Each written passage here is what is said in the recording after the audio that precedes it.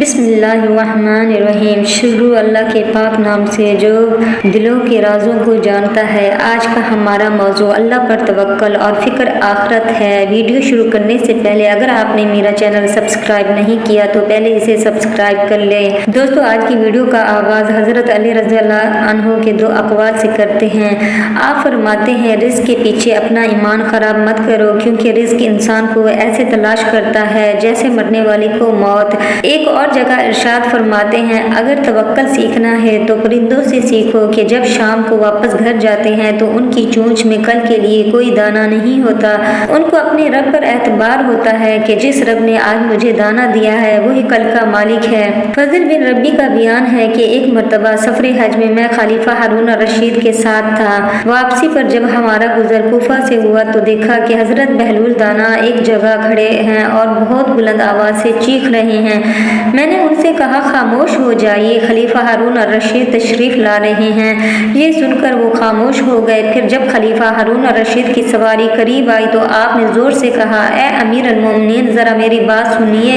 خلیفہ نے آپ کی آواز سنی تو رک گئے۔ بہلول دانا نے فرمایا، اے مسلمانوں کے امیر، مجھے ایمن بن نائر رحمۃ اللہ علیہ نے حدیث سنائی کہ حضرت سیدنا قدامہ بن عبداللہ عمری رضی اللہ عنہ نے فرمایا کہ میں نے رسول اللہ صلی اللہ علیہ وآلہ وسلم کو وادی مینا میں دیکھا۔ آپ اونٹنی پر سوار تھے، نہایت سادگی کے عالم میں۔ وہاں پر نہ کسی کو مارنا تھا اور نہ ادھر ادھر ہٹانا تھا اور نہ یہ فرماتے کہ اے ایک طرف ہو جاؤ، بلکہ آپ کی سواری نہایت سادگی سے آگے بڑھ رہی تھی۔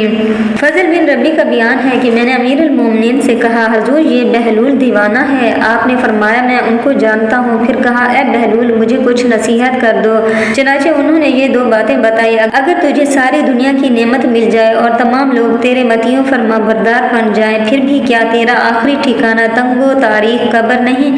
یعنی تیرے مرنے کے بعد لوگ باری باری تجھ پر مٹی ڈالیں گے۔ یہ سن کر خلیفہ ہارون الرشید نے کہا، اے بہلول، آپ نے حق بات کو پہچان لیا، مجھے کچھ اور نصیحت فرمائیے۔ آپ نے فرمایا، اے امیر المومنین، اللہ نے جس کو حسن و جمال دیا، پھر اس نے اپنے آپ کو گناہوں سے محفوظ رکھا اور اپنے مال کو اللہ کی راہ میں خرچ کیا تو اس کا نام نیک لوگوں میں لکھ دیا جاتا ہے۔ فضل بن ربی کا بیان ہے کہ یہ گفتگو سن کر خلیفہ ہارون الرشید سمجھے کہ شاید کچھ مال وغیرہ طلب کر رہے ہیں، لہٰذا ان سے کہنے لگے، اے بہلول، اگر آپ پر کسی کا قرض وغیرہ ہو تو میں ادا کر دیتا ہوں۔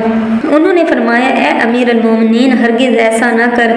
کیا تو قرض کو قرض کے بدلے عطا کرنا چاہتا ہے؟ جا اور جا کر حقداروں کو ان کا حق ادا کر۔ سب سے پہلے اپنے نفس کا قرض اتار۔ بے شک تیرے پاس ایک ہی زندگی ہے، جب تو مر جائے گا تو دوبارہ دنیا میں نہیں بھیجا جائے گا۔ پھر امیر المومنین نے کہا، میں آپ کے لیے کچھ وظیفہ مقرر کرنا چاہتا ہوں۔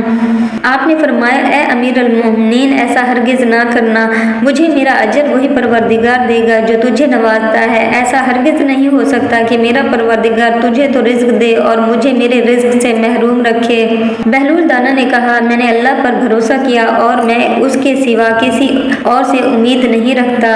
لوگوں کے پاس رزق نہیں بلکہ رزق کے خزانے اللہ کے پاس ہیں۔ میرے محترم بھائیو، انسان کتنا غافل ہے، وہ رزق کے لیے تو پریشان ہو جاتا ہے مگر اپنی موت اور اپنی آخرت کے لیے نہیں۔ جتنا مرضی دنیا میں دولت اکٹھی کر لو، جتنا مرضی جائیدادیں بنا لو، لیکن قبر میں کام وہی آئے گا جو دنیا میں کیے گئے نیک اعمال ہوں گے۔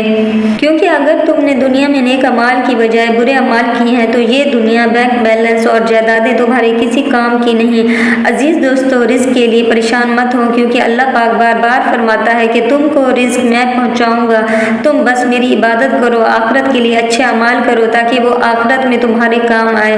آئیے دوستو، آج وعدہ کرتے ہیں کہ ہم اللہ پاک کی عبادت کریں گے، ہم صرف حلال طریقے سے رزق حاصل کریں گے اور اس کے لیے پریشان نہیں ہوں گے بلکہ اللہ پر توکل رکھیں گے، بالکل اس پرندے کی طرح جو شام کو واپس گھر آتا ہے۔ اس کی چونچ میں کل کے لیے کوئی دانہ نہیں ہوتا بلکہ ان کو رب پر بھروسہ ہوتا ہے کہ کل بھی ان کا رب ان کو رزق ضرور دے گا۔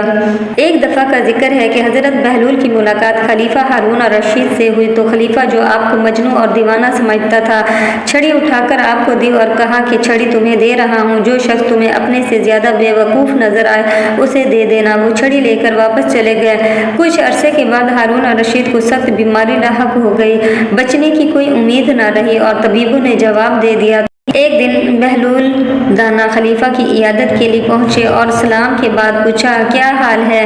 خلیفہ نے کہا کیا حال پوچھتے ہو بہلول، بڑا لمبا سفر درپیش ہے۔ حضرت بہلول نے پوچھا کہاں کا سفر؟ خلیفہ نے جواب دیا آخرت کا۔